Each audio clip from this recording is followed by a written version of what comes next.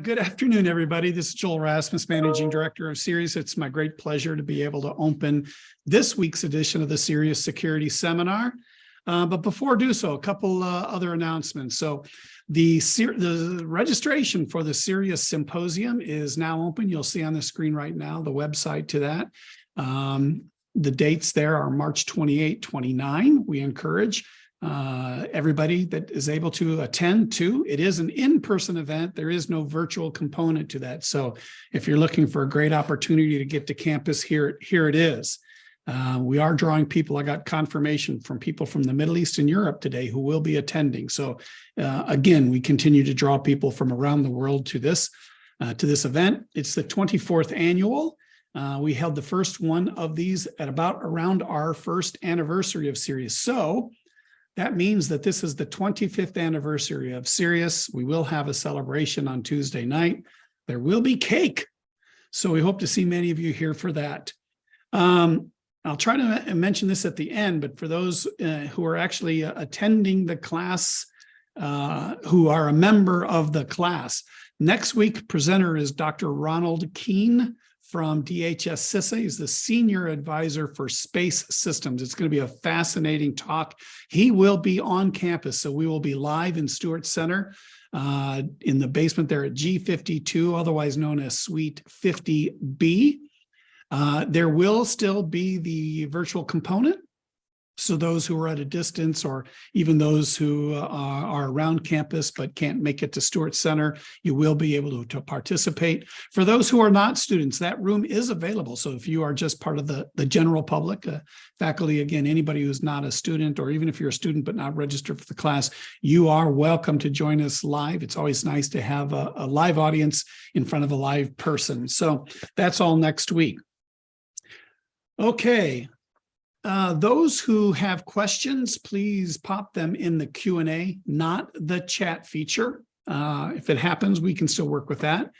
Jason, towards the end of the presentation, if you want to open up the Q&A, but Mike and I usually do a fairly good job of alerting to you or repeating questions to you. So housekeeping logistics are done. So now it's my great pleasure. So our speaker today is Jason Ortiz, and Jason is the engineering manager at Finite State.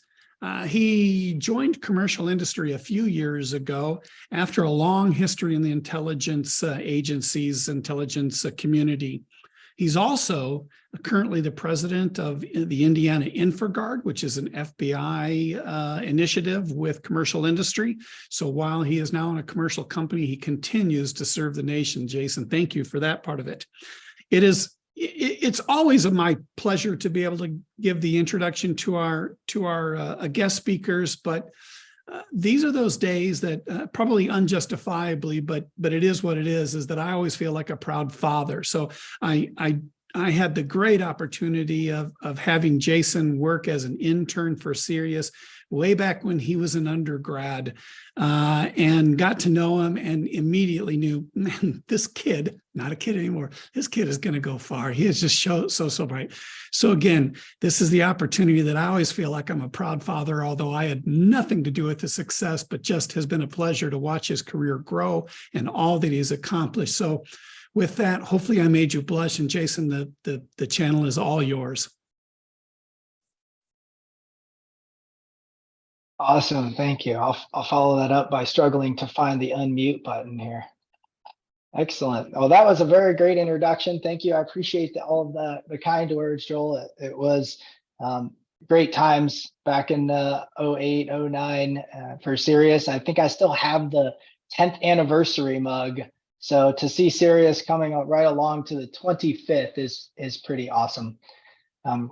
Good afternoon, everybody. Welcome. I'm going to do a quick introduction. I do have a little bit of interactivity, if possible, that we could use the chat for probably instead of the Q&A, but it'll really help me kind of gauge everybody's understanding of a fairly emerging software supply chain question.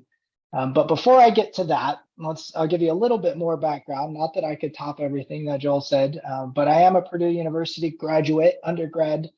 From 2009, I worked in CERIAS as an intern with a MITRE Honey Clients project.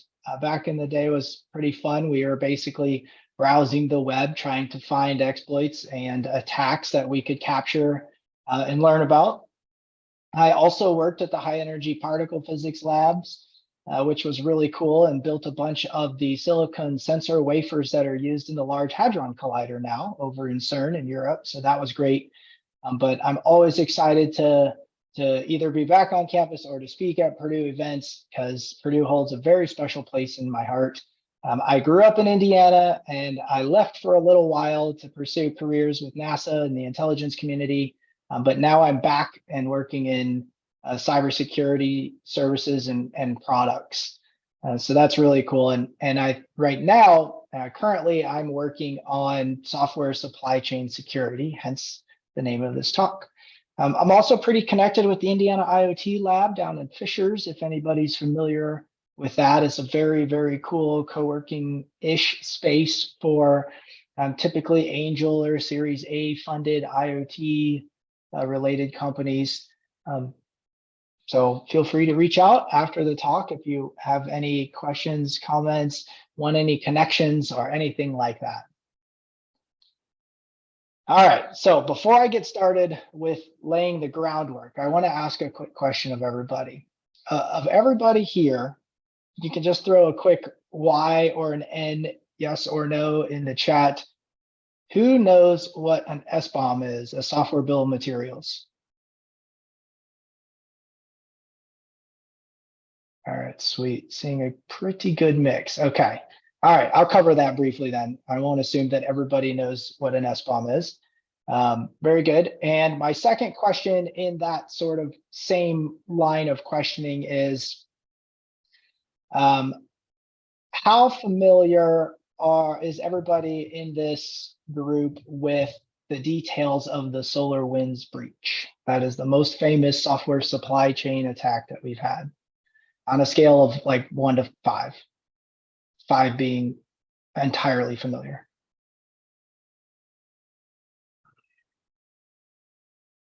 Okay, fairly good mix there too. Okay, I'll be sure to cover some of those. That gives me a good idea of kind of like making sure that I'm not talking past something with regard to supply chain security, because ultimately software supply chain security and product security as a greater discipline is still very much an emerging market, where we are challenged with that at my company every day. The fact that not every organization has really begun to address this yet, but we need to. It's a critical component of our full security lifecycle. And hopefully by the end of this talk, everyone will know what software supply chain security is and why it's important and why it's critical to be thinking about. So first off, let me kind of set the stage for where we are today. Obviously, we've seen explosive growth in connected devices. Everybody knows this. There's devices in our house that weren't there a few years ago, like doorbell cameras and Amazon and Google Home devices. And that growth is expected to continue to the tune of over 50 billion by 2025. So if you graph that out, it's exponential. And as a result of that, we're also seeing a pretty solidly exponential rise in the cost of some of the attacks. One of the very first examples of that was a pretty low end and very simple attack that ended up costing a lot of money. That was the Mirai botnet, which essentially went around and infected IP cameras that were vulnerable. And by vulnerable, I mean they literally logged into them using a default username and password that were configured on those devices for remote access. And then they could use the IP camera to do whatever they wanted. That in and of itself is not particularly technically cool. It's not particularly security savvy. And each individual IP camera that was infected is a very small and not particularly powerful device. However, when you collect 500,000 of them and then you point them all at the same DNS server at the same time, for example, you can cause some major issues. And they took down 9 of our 12 root DNS servers with $30 IP cameras that have been collected around the globe. So IoT and some of these products, even if they're individually very weak, can be used in extremely expensive and exhausting attacks. What might even be a little scarier than that is the fact that 62% of manufacturers of these devices right now currently say that they lack the resources necessary to make their devices secure. So that means 6 out of every 10 producer of a smart thing does not know how to make that thing secure. That is a very, very scary figure to me. So I mentioned the term manufacturers.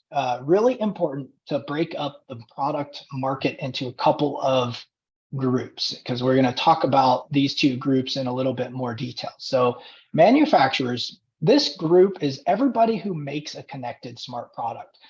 A lot of those are industrial grade connected equipment, things that are on assembly lines, for example, things that are at power plants and in the energy infrastructure. All of those are probably made by companies you've never heard of in a lot of cases. Sometimes you may have heard of them. Companies like Schneider Electric, for example, have a lot of industrial grade connected equipment that they manufacture.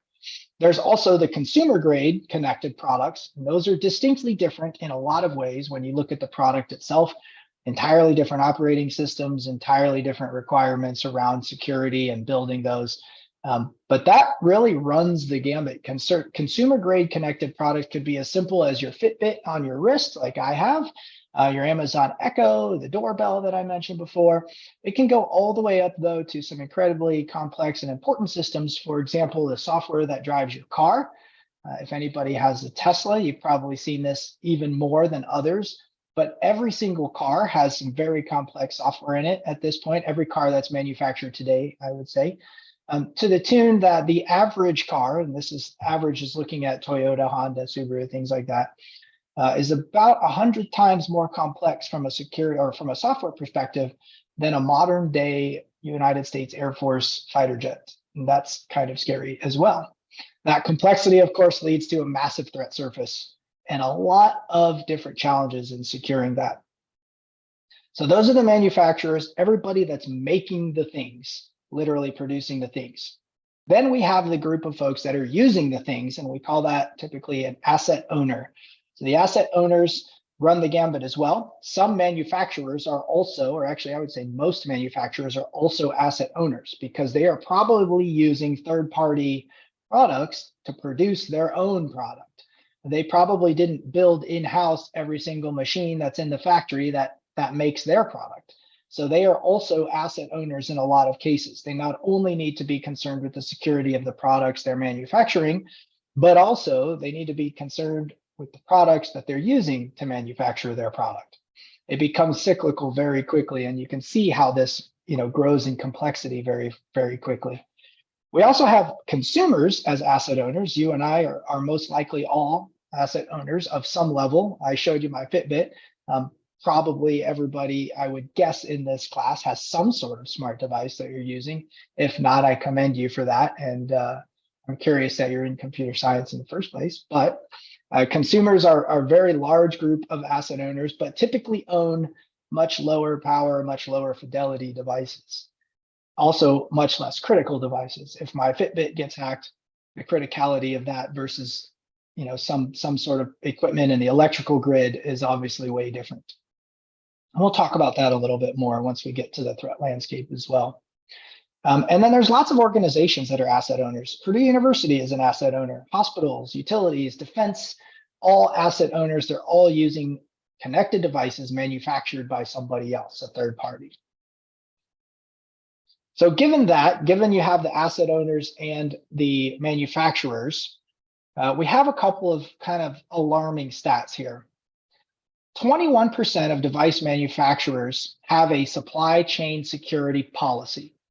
1 out of 5, only 1 out of 5 even have a policy around how they're going to address their software supply chain security problems.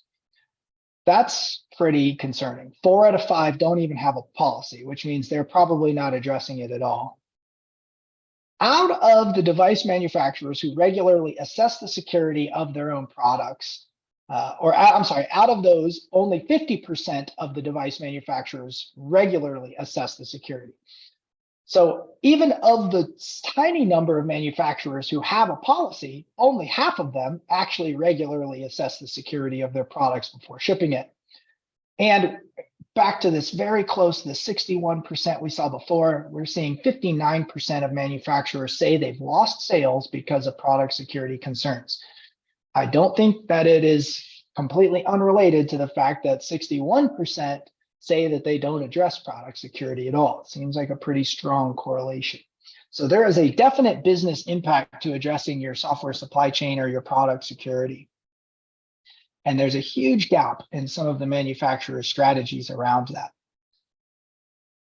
So let's look a little bit generically first, and then we'll dive more in depth in this. So everybody here is, at this point, I'm sure, as I am, sick and tired of the term Internet of Things, because it doesn't really mean anything. But I'm using it on this slide to be extremely generic. What I really mean is some of those connected products that we've talked about. Why do attackers love this new threat surface? Obviously, there is the sheer size of it. The number of devices guarantees a bigger threat surface. But on top of that, it's easier to gain access to them. Physical access is super easy. These devices are everywhere. They're just out there. You could literally just walk up to them in a lot of cases and plug something in. Or if you have to get really complex, you can solder a couple of wires onto some debug ports or something. But the days of being able to rely on servers locked in closets, locked in rooms, locked in buildings for security are over in terms of IoT and the threat landscape there. We also have a lot of software-defined physical functions in the critical environments where you have the industrial Internet of Things. Obviously, software is controlling things that are physical. Software is controlling things like valves and relays and things that have a real-world physical impact. If you open a valve, whatever it's blocking flows through there in real life, not just digitally. So that is entirely different than, say, securing an Amazon cloud server, where it does not have that sort of connection to the physical world. We also have this unique confluence of lack of security tools and tooling to help our product security teams in the first place. Application security tools typically don't even work on most of these devices.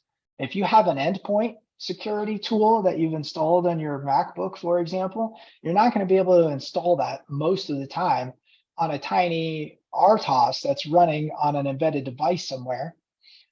Number one, it's probably not supported. Number two, the resource requirements of it are probably too high. And number three, a lot of times, especially in critical environments, it's simply not allowed from a compliance standpoint.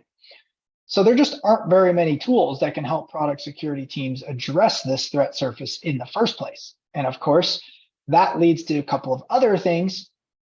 Without any tools, manufacturers tend to prioritize security a little lower versus shipping their product. And it also becomes very difficult to update, patch, do all of the typical things that you're supposed to do from a cyber hygiene perspective. So that kind of chain of events leads to a much bigger threat surface as well. Because we just don't have the security tooling available to these devices that we would to our typical endpoints, servers, things like that. On top of that, we have the whole supply chain problem, which is where we're going to spend the majority of the rest of our time today. What in the world is even in the software that's running on the device? Turns out almost nobody knows. When you have things that are incredibly complex, like the system that runs a car, and of course, the entertainment system is the most complex piece of the entire car software package. We've worked on those things for years, sometimes decades, and there's very little institutional knowledge of exactly what's in there. Even large companies with hundreds or thousands of product security employees have real trouble telling you what's actually in their software. And it's very limited visibility in terms of that. And we'll get into this a little bit more. Now, from an overall integration perspective, these connected products are reaching critical mass in terms of how important they are.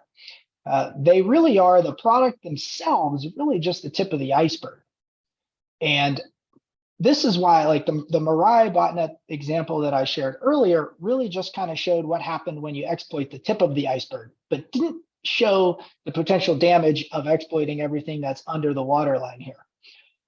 The reason that these products are so useful and so great, and why so many businesses are integrating them, is because the data that they produce allows us to make a bunch of automated business decisions really, really fast.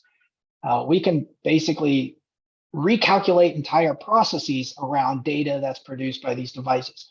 We can make technical and financial forecasting decisions for our business based on the data produced by these devices. And we can base our entire risk management portfolio for the whole company on data that's produced by these devices. The problem is, of course, what if that data's wrong or slightly wrong? And is there any way to know when that's happening? So what does that actually look like? All of that complexity, what does that actually look like in terms of a software supply chain? Well, let's take an IP camera. That's kind of the security camera icon there.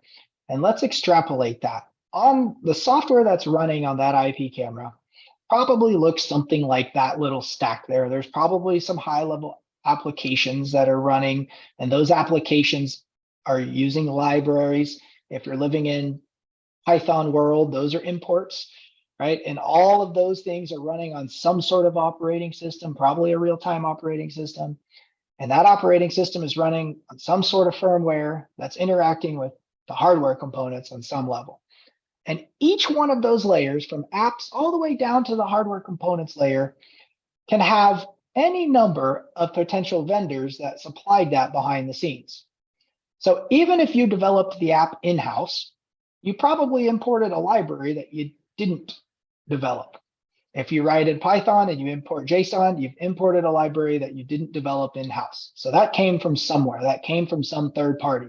And do you know what that library uses? Let's say that that library came from vendor A. Well, in order to build that library, they may have imported something else that came from vendor X. You see that over there on the far right-hand side, and so on and so forth. And that is true at every single level, the app level, the library level, the operating system level, firmware and hardware level.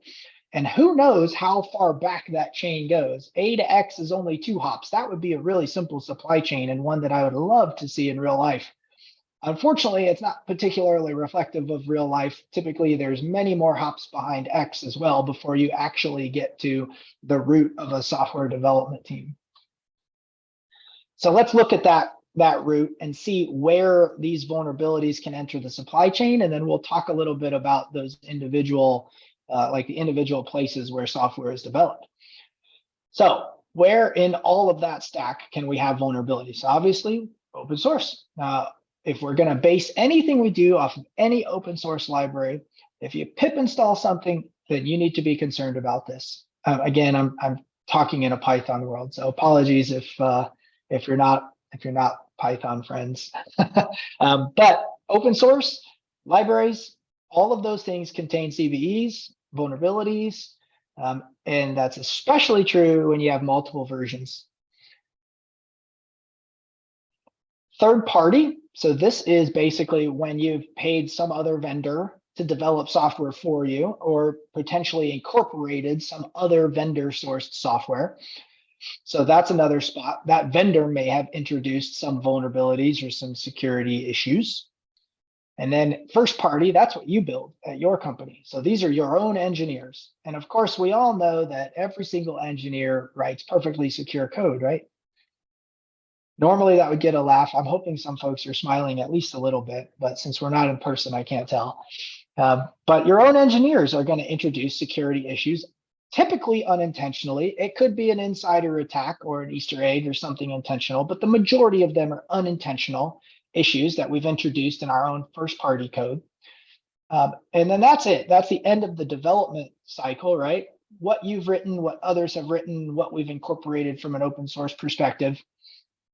But then it goes even further, because now you actually have to deploy this code somewhere, and all of the configuration that can go into that can include many security issues. A very common example is hard-coded credentials, or you included the certificates that are used for authentication directly on the hardware of the device, things like that. And so there's lots of different configuration issues. And then, of course, updating and patching is a particularly vulnerable spot in the supply chain. You have to make sure that when you are updating or patching, that you're actually getting the update or the patch from where you're supposed to be getting it from. There are many, many IoT things, some that you use in your house that have completely unverified updates. In other words, if I wanted to push software or firmware to that thing right now, I could by telling it, go get this update, and it would listen. That's pretty scary as well. So all of those places are kind of the top level places where vulnerabilities come into our software supply chain. So now, from the organization perspective, what does this look like? So that was kind of from the software and the coding, the technical perspective. From the organization perspective, that supply chain looks a little more like this. You have a set of software suppliers. So those are the groups that build the general purpose software components.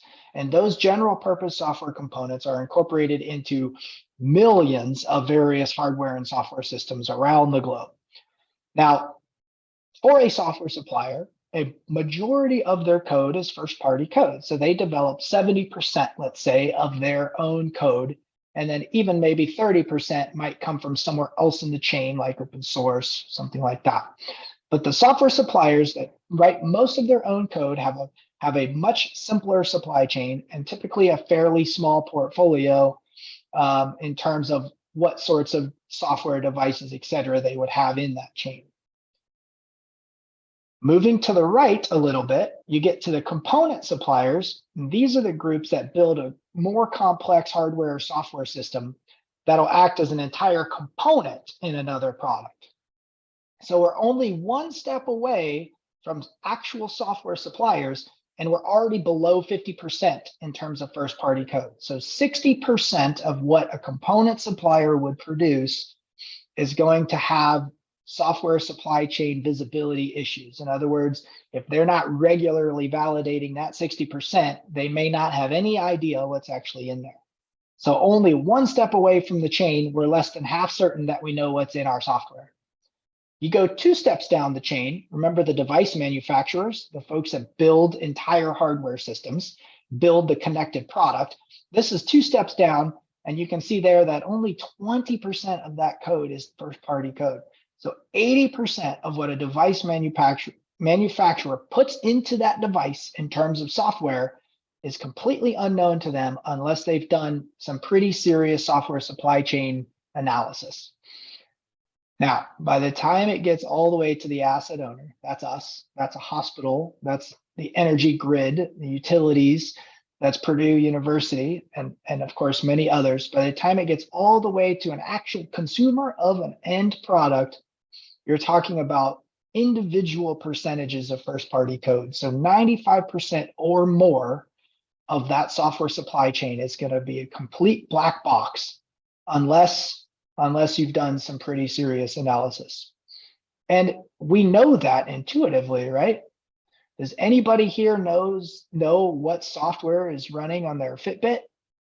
Probably not. Maybe you know a general OS, or maybe you know something like it's built off a specific language. But understanding the full software supply chain for that is extraordinarily rare at the asset owner level.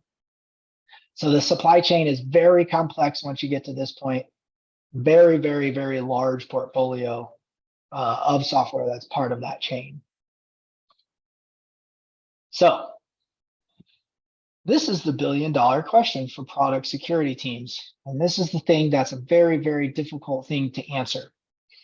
So if someone disclosed a new CVE today that may impact your product or the products you use, and we know like a CVE is typically tied with some sort of software component, like BusyBox, for example.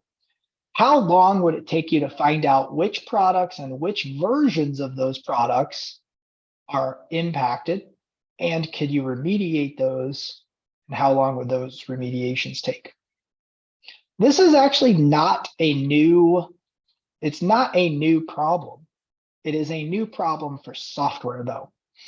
If you think about physical supply chain security, think about something like a car. It has thousands of components from hundreds of different vendors. There's a pretty significant supply chain from there. But every single car that drives on the roads today has a special number, the VIN number, And the manufacturers of cars like Ford and GM and Subaru and so on have a list, literal list of where all of those cars are by VIN number and every single product that went into those cars. So when there's a recall because a bolt that is supposed to be grounded from the heating system of a Subaru comes loose and causes a fire, this is a real world example that is happening right now. The Subaru can figure out fairly quickly every single car that's impacted, every single car by VIN number that has that bolt in it, and can send you a notification to go and get that recall fixed. That is not true for software. It never has been, and it probably never will be. But there are some things that we can do from an analytical and a security perspective to help reduce the time it takes to have a similar system to identify some of that. So I did see a quick question in the chat of what's a CVE, so we can definitely address that. Actually, I'll address that here on the NIST cybersecurity framework. So the first solution to the software supply chain, of course, is application security. We say, well, we'll start an application security program and we'll understand everything that's in our application. And the reason that we arrived at that is because we've been taught basically from the start that we should model our entire security model around the NIST cybersecurity framework, which is this framework right here: identify, protect, detect, respond, recover. And AppSec is a big important piece to identification and protection. Now, the CVE is a thing that's been defined by MITRE, Common Vulnerability Exchange. It is essentially a list of vulnerabilities connected to known software. So a CVE, you can go and look it up in MITRE, but an example would be saying something like, this particular version of BusyBox has a buffer overflow vulnerability in this particular module, so on and so forth. So CVEs enumerate all of the known vulnerabilities in software components. And then we take it a step further and we can add context to those, like the vulnerability exchange, which basically tells you whether or not that vulnerability is actually exploitable. And if it is it currently being exploited? Basically, what is the state of the exploits in the wild? Is it currently being exploited? Is there a POC for that exploit? That sort of thing. AppSec does not see that context.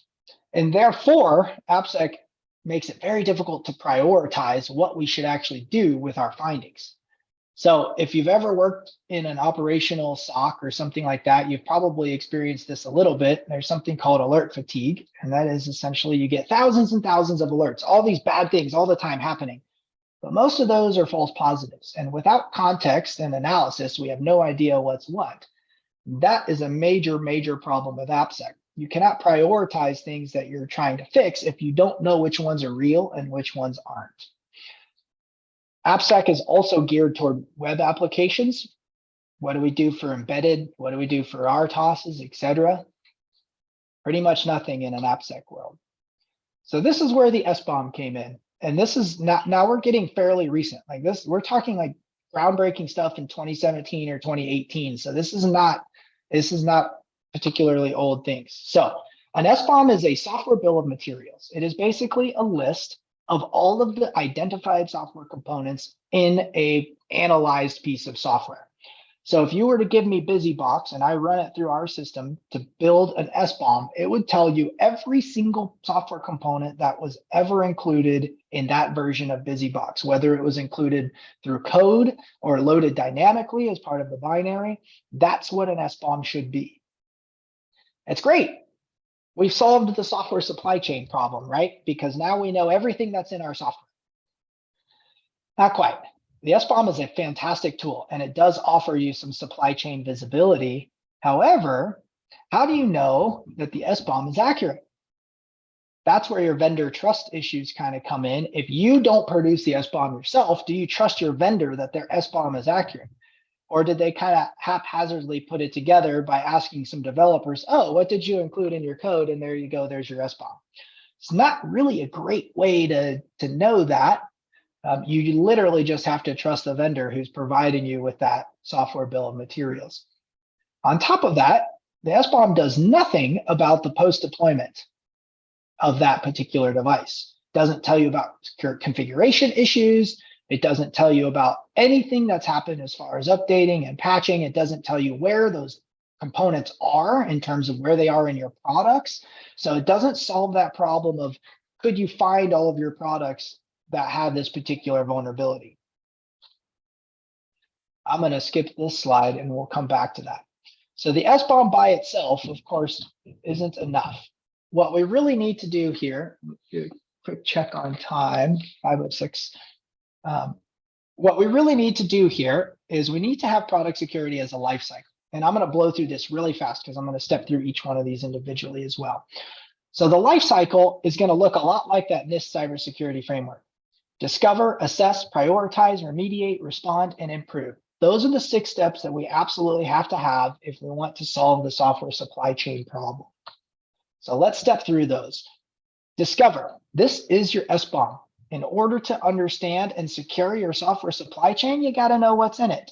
That's basically all this is saying. There's a couple different ways we can do this. We can do binary analysis, which is fairly challenging and unique to only a couple of companies, which means give me the actual compiled code, compiled binary that runs on the device, and I can tell you, I can build you an SBOM from that. It's pretty cool reverse engineering. You can also do that from a code level, right? Give me your source code, and I will tell you all of the software components in that. But essentially generating the list of software components is the discovery step that we need to have in order for everything else to be based on. So the SBOM is a very important tool, and it's very important to this product security lifecycle, but it is not the only thing that you need. And here's why. Once you have a list of all of the software components that are potentially in your device or in your product, now you need to match those software components up with known issues. You need, just knowing that BusyBox version 1.2.3 is in there is not enough. You need to know all of the CVEs, CWEs, potentially 0 days that are there in that exist in that particular software component. Otherwise, how do you know what to fix? It's just a list of software components. So that's step 2. You've got to assess each one of those individually and match it up with all of your known CVEs, CWEs, 0 days, basically understanding where your threat surface is. From there, you might have tens of thousands of things, maybe even hundreds of thousands of things if you have a particular large product or a particularly large firmware. It can't fix all of them. Not all of them are going to matter. So you have to have a way of prioritizing those things. Now, the bottom left is what we're really, really good at right now. Every single CVE has a score called a CVSS score that attempts to tell you how critical that CVE is. That's called the vulnerability context. So a CVE with a higher score is more critical. But you can't base your prioritization solely on that because it lacks the context in which that vulnerability would be exploited. So we have to include a couple of other things here that would help gain that context. One of those things is the exploitability context, which is the top of the triangle there. And so that is basically looking at how likely is an exploit, or I'm sorry, how likely is a vulnerability to be exploited? Is it available to be exploited, or is it in a library that's in the code but is never actually used, for example? Something like that would have a very low exploitability score, even if it was a critical vulnerability. So those 2 things, then on top of those 2 things, you also need the threat context, which is basically showing you who's exploiting, what's the development cycle look like for those exploits. Is there a POC already available? People are exploiting that in the wild, and so on and so forth. You really need the confluence of all 3 of those things to be able to prioritize your highest risk issues. So is it a severe vulnerability that can easily be exploited, that's actively being exploited right now? If the answer of all those things is yes, it's probably something you should prioritize near the very top of the stack in terms of fixing and your product security. Without one of those, you need all 3 of those things. If you're missing one, it becomes very difficult to do this prioritization step.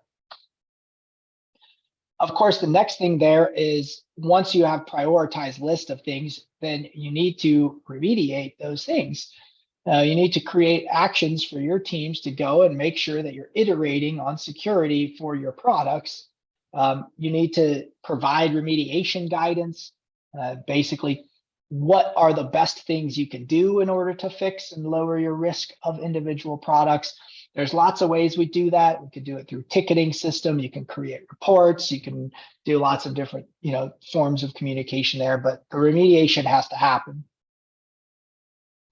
Reporting and the ticketing and things like that can be less interesting from a technical perspective, but are absolutely critical in the business context. And then this is the cool one. So now that you've been able to do all of this stuff, you should take all of the things that you've learned, all of your software components, all of the vulnerabilities that are matched to them, all of the recommended remediations, all of that threat and exploitability context and the vulnerability context. You should take all of those things and put them in a place that is quickly and easily queryable. And that way your teams can quickly respond. So a new vulnerability comes out. Let's say we see a new CVE, it's critical, it's in log4j, and wink, wink, if anybody's heard of that. And now we need to find everywhere that particular critical vulnerability is in terms of products, right? We know what software component it is, it's log4j, but where is log4j in all of the products? That's what you can use this database for now, because you've collected all of the data to build your product security in the first place. Now you go and use it in a queryable format so that you can triage and react very quickly to some of those new challenges. Finally, you have to take everything that we just talked about and continue to iterate on it. You basically build out dashboards, analytics, reporting. This is where your machine learning and all of that really fun stuff comes into play as far as what you can do to be more secure or less risky is another way to say that in the future in terms of product security, incorporating everything that you've already built out in an iterative fashion. It's a very, very, very much a cycle. So I'm not going to run through all of this in the interest of time, but the top layer there and the bottom layer, you can see they're very similar, but both device manufacturers and asset owners need to go through this entire life cycle in order to really have, use, and ship secure products. There are some subtle differences in the way these steps are performed for each, but ultimately it's going to look very, very similar for both of those big groups. So now that we've kind of talked about product security, we've really kind of focused on that full product security lifecycle. I want you to think about it. I'm not expecting any answers or anything now, but think about, just out of curiosity and interest, maybe if we get to the Q&A session here, are there any good ways that we can incorporate what we've learned from that into our detections and responses in a NIST cybersecurity framework sort of way? So think about like your MSSP or your managed detection and response company.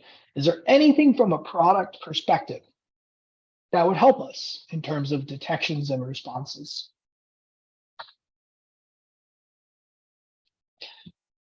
I don't think I'm running up against time, so I think I'm actually going to skip answering that question right now, but I'm happy to follow up with anybody who's interested in that specifically.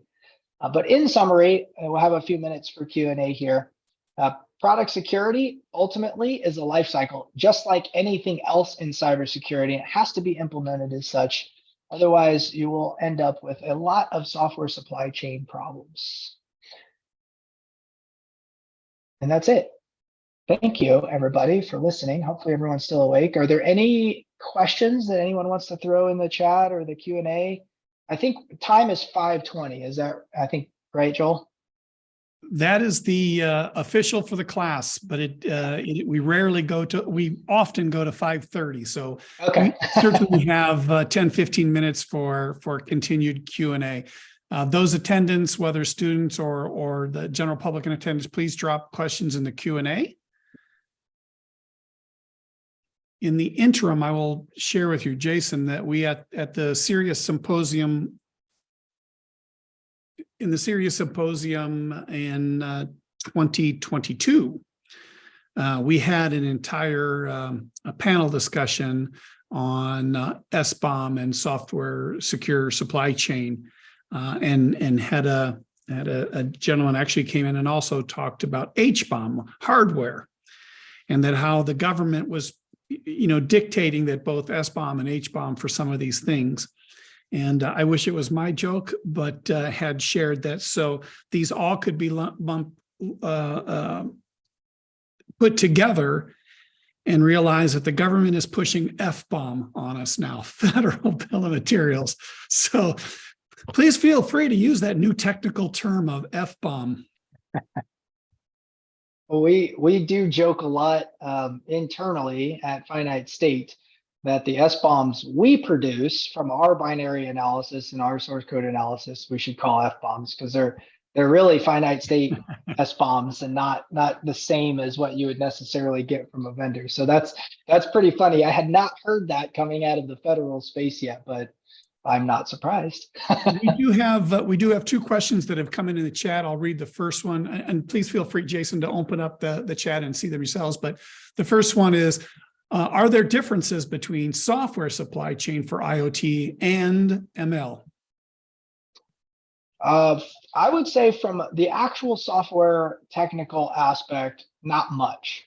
Whatever you're using in your machine learning libraries, schooling, etc., is going to be suspect to the same threats and vulnerability landscape as any software that you're using in IoT. I think the main difference is in the business context and what those sorts of things are being used for and where they're being used.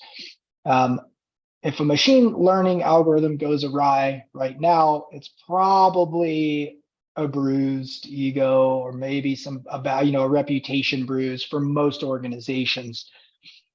If a control valve at a nuclear power plant malfunctions, it could be much worse.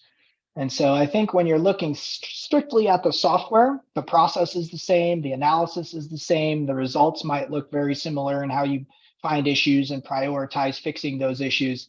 But the business side of things right now is drastically different. That would be my caveat there. The questions are rolling in. Do you want me to continue to read them? No, that's okay. What happened to, oh, it was answered. I see. Okay. I was like, what happened to that one? All right. Yeah, no, I can read them. I can jump to the next one here. Sometimes the vulnerabilities in packages and libraries do not directly affect the product other than context. Is there anything else we can do to further prioritize issues from libraries? Yeah, absolutely. So the context is key in that, because if a vulnerability in a package is not triggerable or not exploitable or something, it's going to have a very low contextual score. So it'll be prioritized very low in terms of the overall risk. So that's a big part of it. The other part is that product security teams need to validate and verify the SBOM in the first place. SBOMs are not 100% accurate, especially SBOMs that are based off of binary analysis. It could have misidentified a version of a software, for example. If you can imagine all the possible versions, right? If it identifies BusyBox 1.2.3 and what you actually have in your software is BusyBox 1.2.3.R1, that can result in entirely different vulnerability leakage. So making sure that the SBOM itself is accurate will also help surface the vulnerabilities that need to be addressed.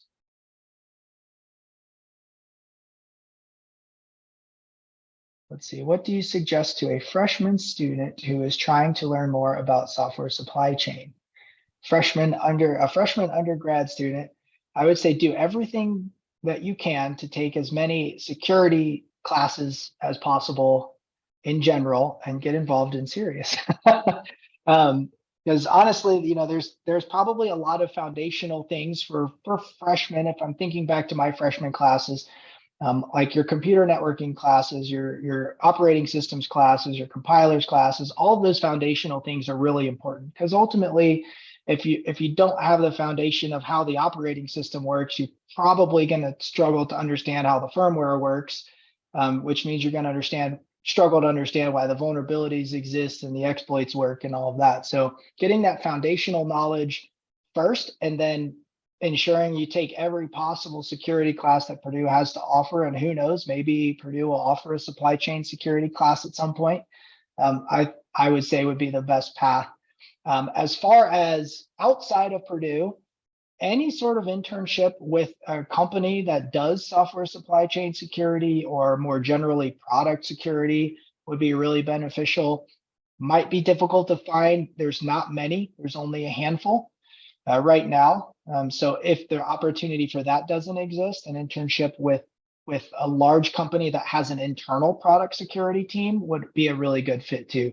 Google has, I think, like 14,000 product security engineers. I may have exaggerated a little bit, but not a lot. Like they have huge product security teams. Non-traditional tech companies do too, like Ford, for example, and General Motors. There's a big company called Aptiv that supplies the software to the two companies that I just named to do a lot of the stuff in their cars. They have a huge product security team. So like finding those non-traditional manufacturers and producers of these things and getting internships there would be super helpful too. In the security framework, what preventative measures can be taken to build secure code? Yeah, that's a very loaded question. That's a really difficult question to answer because ultimately, at the root of it, from the business perspective, at Purdue, your code is going to be as secure as the amount of time you put into securing it, and making sure that you're following like standard security practices is all very important. A lot of modern languages abstract some of that for you. If you're doing C, then you've got to worry about memory security pretty significantly. If you're doing Python, you pretty much don't. So a lot of that is language dependent.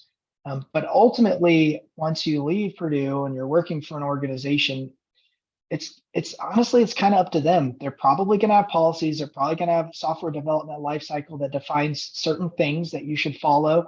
But at some level, the business has probably made trade-offs and made decisions about, where the risk is in their software. And it's a balance of how fast they want to ship products versus how much they want to manage the risk. And from the business perspective, you can't go too far either way. If you overly manage the risk, you'll never ship a product, you'll never make a profit, and you'll fail as a business. If you undermanage the risk and do nothing but ship, then you'll probably have some major security breaches and then never sell another product and then fail as a business. And so it really is going to come down to organization-specific practices around that. Everybody should pretty much have the basics of a software development lifecycle and certain secure coding practices, which you're probably learning or have learned already at Purdue, though. Hopefully these answers are comprehensive enough. If not, just ask the question again. How SBOM is produced? How is SBOM produced by Finite State? Is it based on semantic or syntax features? What kind of artifacts are generated in order to precisely identify SBOM? So we produce an SBOM in a couple of different ways, but primarily through binary analysis. So our customers give us compiled firmware, basically something that would run on the embedded device. And we tear that apart. We tell them everything that's in there in a dynamic sort of way. We can do some SBOM creation directly from source code, but it's not particularly preferred because it misses everything that's dynamically loaded. And a compiled firmware does not, right? A compiled firmware will have everything that's dynamically loaded. The code also lacks context. So if you've included something in code that's not actually used, that can be a difficult thing to discern as well. And so we really prefer being able to analyze the binaries. Realize it's not always possible, but that's how we do it. We take something that's compiled. It can come in hundreds of different formats. The simplest is a zip file. We rip it apart through a process that we call unpacking. We identify every single software component that we think is in that firmware. We verify that through some fun analysis pieces to basically increase our confidence that the package we identified is correct. And if it's below a certain confidence threshold, then we back off on that identification. And then we match up those software components with all of the applicable vulnerabilities from a wide variety of sources. CVE is one of those, CWEs. There's a whole bunch of other exploit context that we pull in. And essentially what you get is a list of, you get your SBOM with all the software components in your thing.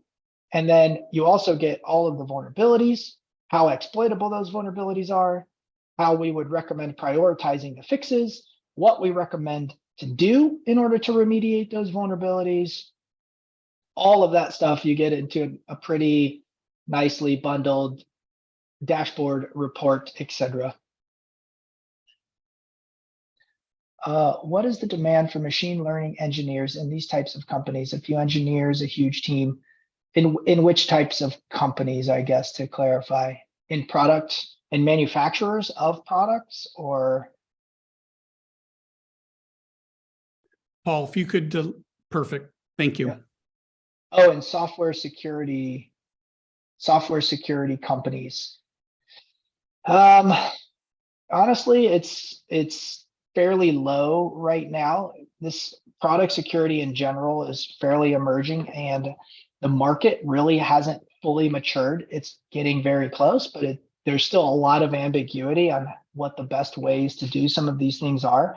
So right now, I think the demand is fairly low in terms of machine learning engineers at a supply chain security company like mine, for example. But I expect within the next couple of years that that's going to change. And that demand is going to grow a little bit more as the complexity of the supply chain grows and the complexity of the threat surface grows, leveraging more and more machine learning around how we're prioritizing, how we're assessing those things, whether or not we're accurately identifying software components. All of that sort of stuff is going to come more and more into play. Jason, I'll accent your comment there that there are openings right now, but I believe they're going to grow quite quickly. Yeah. If for no other reason than any organization that is going to sell to the US federal government, this is a requirement. So Yeah. companies who are, today who are doing millions of dollars worth of business are now going back not only on their new products, but old products and have to provide SBOM. So the need for SBOM engineers is growing very, very quickly within, especially in the US, but even to foreign companies that may be selling to US government. And not that the world is following the US, but other countries are taking note that, yes, that is a very big concern. And I imagine that some of them have probably identified this far before we did. But yeah, so I think there's a worldwide need, and that the growing concern is just going to fuel the more opportunities for there. Jason, we also have a question that did get dropped into the chat by one of our faculty members. I'll read that to you. It seems that SBOM is not always accurate. What would be the good practice for software development processes to create a more accurate SBOM? Yeah. Yes, I would say SBOMs come in a wide variety of accuracy. Most of the time, from what we see, the source code based SBOMs are going to be a lot less accurate in the sense that they're going to be wildly incomplete. The individually identified software components from those might be fine.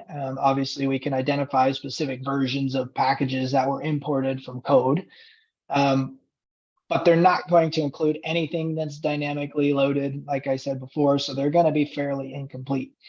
The challenge in binary analysis, SBOMs generated from binary analysis, is the opposite. We have to use a bunch of context clues to know if we are correct in identifying a very specific version of a specific software component.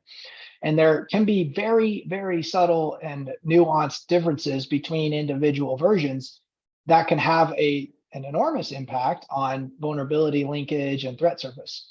If you consider a patch, literally one minor version up can remove, vulnerabilities entirely. And so our main concern is honing in our accuracy of identifying individual software components and versions that are in our SBOM, because we're fairly confident the SBOM is complete, but we want to make sure that it's correctly complete. Follow-up question. Yeah. Follow-up question is, do you think that there's an opportunity to automate the process in a platform to generate SBOM as the software is being developed? Absolutely. I think that there's a lot of opportunity there to start building tooling around some of that. Yes. It won't solve the dynamic problems and it won't solve the existing product problems, but if there were automated processes around building SBOMs as you develop, I think that there's a huge opportunity to build that. And I'm not aware of any comprehensive solutions that currently do that. Great, and that we are now at 5:31. So let's wrap it up here. I do have a couple quick comments, but first, Jason, thank you so much. I hope this is not your last time that we can convince you to either virtually or in the real world get back to campus sometime and speak to our students. You continue to make CERIAS proud with all that you are doing within the industry. A couple of quick questions. One, reminder, next week's seminar will be live and in person in Stewart Center. So if you are on or around the Purdue campus, we please encourage you to come there. I do not want to have a live speaker in the room and everybody on the video. So do me a personal favor, if you are registered with the class, if you can please show up to Stewart for the in-person. Otherwise, there will be a virtual opportunity. Two, CERIAS is hiring. There is a job listed on the Purdue website that is calling for a cybersecurity researcher, primarily with a CS or a EE background, or out of Purdue with the Polytechnic that has some kind of cyber or computing oriented graduate degree holder. Just go to the Purdue HR website for career placement and you can see that, or please feel free to reach out directly. And then finally, one more reminder that the CERIAS Security Symposium is coming up March 28, 29 live and on campus. Please reach out to the website and register for that event. And everybody attending is part of the cybersecurity community. So please share that with your network so we can have a lot of people here at campus with that. So again, to circle back around, Jason, thank you so much. Always a pleasure to have you back on campus, even if it's virtually, and look forward to seeing you again soon, my friend. Awesome. Thanks for the opportunity, everybody. Thank you, Joel. It was great. Bye-bye, everybody. See you next week.